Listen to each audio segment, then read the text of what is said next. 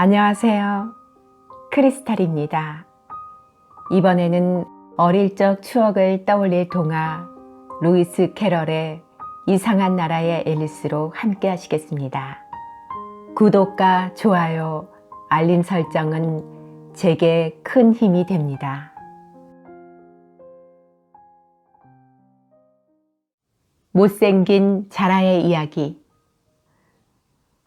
요 귀여운 것아, 다시 만나게 돼서 얼마나 기쁜지 넌 짐작도 못할 거야. 공작 부인이 다정스럽게 그녀를 껴안으며 말했다. 잠시 후 그들은 함께 그 미치광이들이 아우성치며 뛰노는 크로켓 경기장을 떠났다. 앨리스는 공작 부인이 전과는 달리 다정하게 대해주는 것이 기뻤다. 처음 식당에서 그녀를 만났을 때 그렇게 거칠게 행동했던 것은 아마 매운 후춧가루 때문이었을 거라는 생각이 들었다. 내가 공작 부인이 된다면, 앨리스는 속으로 생각했다. 그러나 그것을 그다지 바라고 있는 것 같지는 않았다. 부엌에 후춧가루를 두지 않을 거야. 수프에도 후춧가루를 안 넣는 게 훨씬 맛있거든. 어쩌면 후춧가루는 사람을 과격하게 만드는 성분이 있을지도 몰라. 이렇게 생각하던 앨리스는 새로운 사실을 발견해낸 걸 기뻐하면서 다시 생각에 잠겼다. 식초는 사람을 시게 만들고 소금은 짜게 만들고 꿀이나 사탕은 아이들의 성격을 부드럽고 달콤하게 만들 거야. 모든 사람들이 이런 사실을 안다면 세상이 훨씬 여유로워질 텐데. 생각에 잠긴 그녀는 공작 부인이 옆에 있다는 걸 깜빡 잊고 있었으므로 귓가에 공작 부인의 목소리가 들려오자 앨리스는 조금 놀랐다. 귀여운 아이야. 얘기를 안 하는 걸 보니 딴 생각을 하고 있었지? 확실한 내용은 기억하지 못하지만 그러면 안 된다는 법칙이 있단다. 그런 법칙이 어딨어요? 앨리스가 용기를 내어 반박했다. 무슨 소리를 하는 거냐, 아이야? 공작 부인이 혀를 찼다. 세상의 모든 일에는 법칙이 있는 법이란다. 우리가 모르고 있을 뿐이지. 그녀는 이렇게 말하며 앨리스의 옆으로 바짝 다가왔다. 앨리스는 그녀가 바짝 다가오는 것이 그다지 달갑지 않았다. 첫째는 공작 부인이 아주 못생겼고, 둘째는 그녀의 키가 자기의 어깨에 턱이 닿을 정도였는데 그 턱이 뾰족해서 아팠기 때문이었다. 그래도 앨리스는 상대방에게 무안을 주지 않기 위해 참을 수 있는 데까지는 참기로 했다. 앨리스가 크로켓 경기장을 돌아보았다. 멀리서 보니 제법 그럴듯하게 보였다. 이제 경기가 좀 나아진 것 같군요. 대화를 계속하기 위해 앨리스가 입을 열었다. 그렇구나. 하지만 공작 부인의 관심은 그것이 아니었다.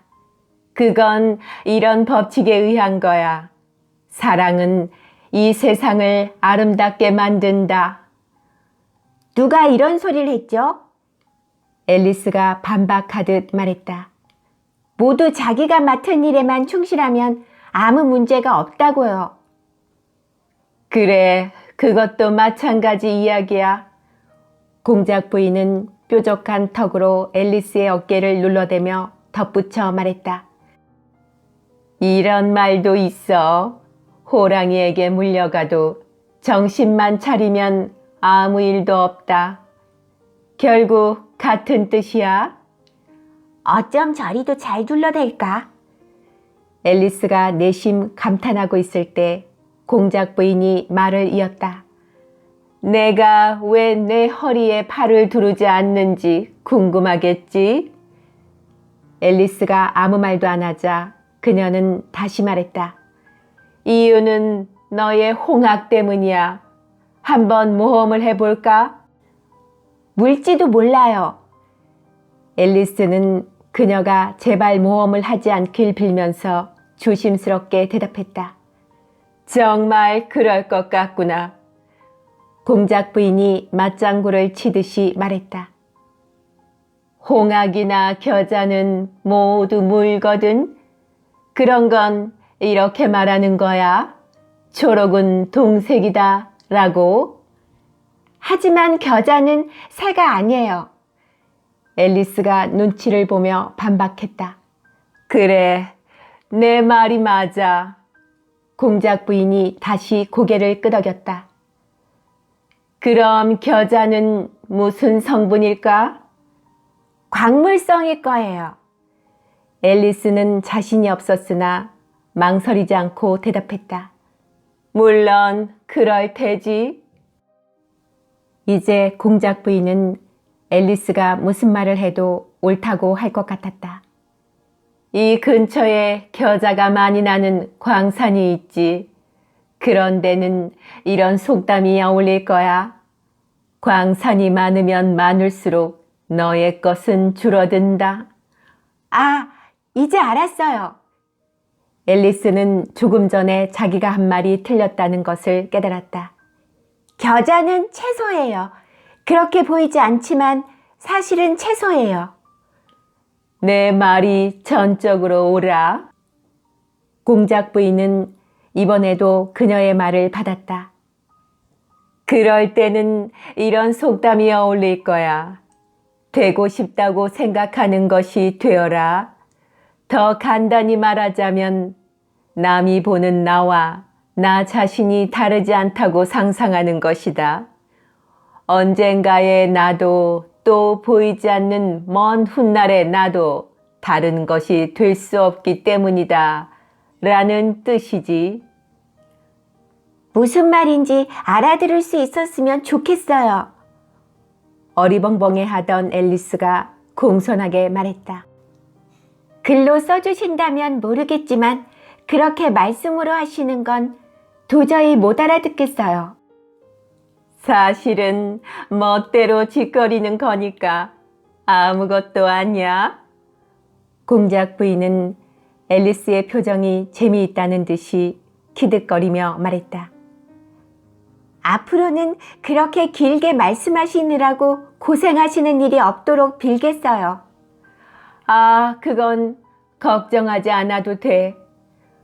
공작 부인이 천만의 말이라는 듯 손을 내저었다. 지금까지 이야기한 것은 모두 내게 주는 내 선물이야. 별 선물도 다 있군. 앨리스는 어처구니 없다는 생각이 들었다. 생일 선물로 그따위 것을 주지 않았으면 좋겠군. 제발. 그녀는 이렇게 생각하면서도 그것을 입 밖에 낼 용기는 없었다. 또 뭘 생각하고 있구나.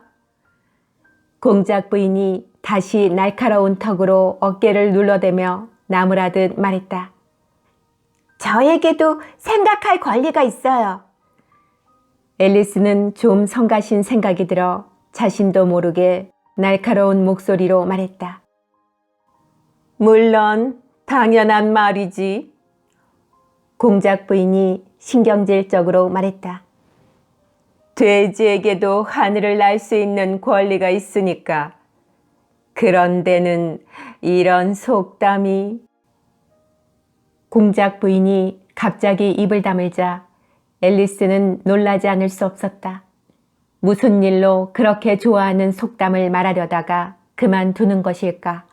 그뿐인가 자기를 잡고 있던 공작 부인의 팔이 덜덜 떨리고 있지 않은가? 놀란 앨리스는 공작 부인의 시선을 따라 앞을 보니 그곳에는 무엇이 못마땅한지 얼굴을 잔뜩 찌푸린 여왕이 팔짱을 낀 채 버티고 서 있었다. 폐하, 안녕하십니까? 공작 부인이 다 죽어가는 목소리로 겨우 말했다. 좋아, 이번엔 분명한 명령을 내리겠다. 여왕이 발로 땅을 구르며 소리쳤다. 내 목숨과 목, 둘 중에 한 가지를 베겠다. 어떤 걸로 택하겠느냐? 피할 수 없는 명령이라 전자를 택했다. 공작 부인은 순식간에 흔적도 없이 사라져버렸다. 자, 우린 경기장으로 가자. 여왕이 앨리스에게 말했다. 바로 눈앞에서 벌어진 사실에 잔뜩 겁에 질린 앨리스는 말 한마디 못하고 여왕의 뒤를 따라 크로켓 경기장으로 되돌아갔다. 여왕이 자리를 비운 틈을 타 그늘에서 쉬고 있던 경기장의 손님들은 여왕의 모습이 나타나자마자 재빨리 경기를 시작했다. 그러나 여왕은 그들의 목숨이 위태로울 뻔한 잠깐의 휴식을 눈치채지 못하고 있는 것 같았다. 경기는 여전히 우왕좌왕 아우성이 그치지 않았고 저놈의 목을 베어라! 저 계집의 목을 쳐라! 하는 여왕의 고함 소리도 계속되었다. 여왕의 명령이 떨어지면 죄인을 처형하기 위해 아치를 만들고 있던 병사들이 하나둘씩 자리를 떠나는 바람에 30분쯤 지나자 운동장은 텅 비게 되고 말았다. 그러자 여왕은 고함치기를 멈추고 거친 숨을 몰아쉬며 앨리스에게 물었다. 못생긴 자라를 본 적이 있느냐? 아니요. 앨리스는 두려운 생각이 들어 조심스럽게 대답했다. 자라가 뭔지도 모르는걸요? 자라 수프를 만드는 재료지. 본 적도 들은 적도 없어요. 그럼 따라오너라. 여왕이 앞장서서 말했다. 그가 너에게 자기 이야기를 해줄 게다. 여왕과 함께 그곳을 떠나려던 앨리스는 왕이 죄수들에게 나지막한 소리로 말하는 걸 들을 수 있었다. 너희 모두를 용서한다. 정말 잘된 일이야. 여왕에게 사형을 선고받은 자들이 불쌍해 못 견딜 지경이던 앨리스는 속으로 쾌재를 부르며 안도의 한숨을 내쉬었다. 여왕과 앨리스는 얼마 가지 않아 햇볕 속에 잠들어 있는 그리핀은 머리와 날개는 독수리이고 몸통은 사자인 이상한 동물, 옆에 이를 수 있었다.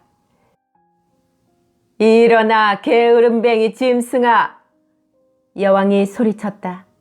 이 아이를 자라에게 데리고 가서 자라가 살아온 이야기를 듣게 해주어라. 난 돌아가서 명령한 대로 처형을 했는지 봐야 하니까. 여왕은 앨리스를 그 괴상한 동물 옆에 홀로 두고 사라져버렸다. 앨리스는 그 동물의 생김새가 전혀 마음에 들지 않았지만 그 야만적인 여왕을 따라가는 것보다는 그 동물 옆에 남아있는 게 훨씬 안전할 것 같아서 머물러 있었다.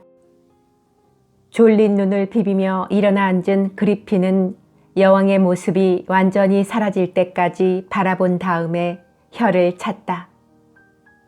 참 우스워서. 뭐가 우스운 거지? 그리핀이 중얼거리는 게 이상해서 앨리스가 물었다. 몰라서 물어, 여왕 말이야. 그리핀이 퉁명스럽게 말했다. 모든 게 자신만의 환상일 뿐이야. 처형 같은 건 있지도 않아. 앨리스로서는 금방 납득이 가지 않았으나 뒤따라 말했다. 그렇게 많은 사형 선고를 내리는 건 꿈에도 본 적이 없어. 앨리스와 그리핀은 얼마 가지 않아 멀리 바위 위에 홀로 쓸쓸하게 앉아있는 못난 자라를 발견할 수 있었다. 가까이 다가가자 가슴이 무너져라 한숨을 내쉬는 소리가 들렸다. 그러는 자라가 안쓰러운 생각이 들어 그리핀에게 물었다. 왜 저렇게 슬퍼하는 거지? 앨리스가 묻자 그리핀은 조금 전이나 거의 마찬가지 어조로 비꼬듯 말했다. 그것도 모두 자신만의 환상일 뿐이야. 슬픈 건 아무것도 없어. 알겠어? 알겠어 하는 소리는 퍽도 하는군. 그들이 다가갔을 때도 자라는 커다란 눈에 눈물이 그렁그렁한 채 바라보기만 할 뿐 아무 말도 하지 않았다. 여기 이 어린 아가씨는 그리핀이 자라에게 무뚝뚝하게 말을 건넸다. 자네의 이야기를 듣고 싶다는구먼. 그럼 얘기를 해주지. 못난 자라가 한숨을 쉬며 공허한 목소리로 말했다. 둘 다 앉아요. 그리고 내 이야기가 끝나기 전에는 아무 말도 말아요. 그래서 그들은 입을 다물고 한동안 앉아 있었다. 한동안 기다리던 앨리스는 짜증이 났다. 아니, 이렇게 뜸을 들이다가 언제 다 끝내겠다는 거지? 하지만 그래도 참을성 있게 기다렸다. 옛날엔 마침내 깊은 한숨을 내쉬고 난 자라가 이야기를 시작했다. 나도 진짜 자라였단다. 그러나 이 한마디를 해놓고는 다시 아무 말도 하지 않았다. 들리는 소리라고는 그리핀이 이따금 흐르흐르 거리는 소리와 못난 자라가 끊임없이 훌쩍거리는 소리뿐이었다. 앨리스는 당장 일어서고만 싶었다. 재미있는 이야기 잘 들었어. 그럼 갈게. 그러나 일어나 봐야 갈 데가 없다는 걸 생각한 그녀는 아무 말 없이 앉아만 있었다. 내가 어렸을 적에는 자라가 이윽고 말을 이었다. 아직도 이따금 훌쩍거리긴 했으나 조금 전보다는 훨씬 진정된 듯 했다. 바닷속 학교에 다녔지. 선생은 늙은 자라였어. 우린 그분을 거북이라고 불렀지. 거북이니까 거북이라고 불렀겠지. 그렇지 않아? 그분이 우릴 그렇게 가르쳤기 때문에 거북이라고 부른 거야. 자라가 화를 벌컥 내며 말했다. 넌 정말 그것도 몰라?